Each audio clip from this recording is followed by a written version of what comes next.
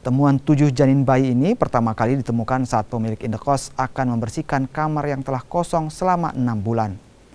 Namun dari dalam kamar ditemukan rantang makanan yang dibungkus plastik. Dari dalam rantang tersebut ditemukan helai rambut dan tengkorak. Menurut pemilik kos, kamar ini dahulunya dihuni seorang wanita dan telah pergi sejak 6 bulan yang lalu. Temuan ini pun langsung dilaporkan ke RT setempat dan polisi.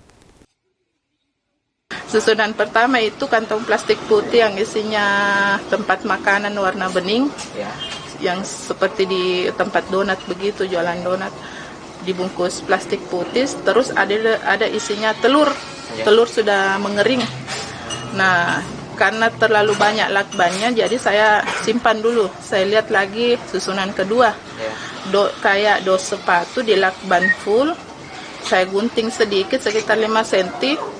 Ternyata saya lihat tanah baunya langsung menyengat.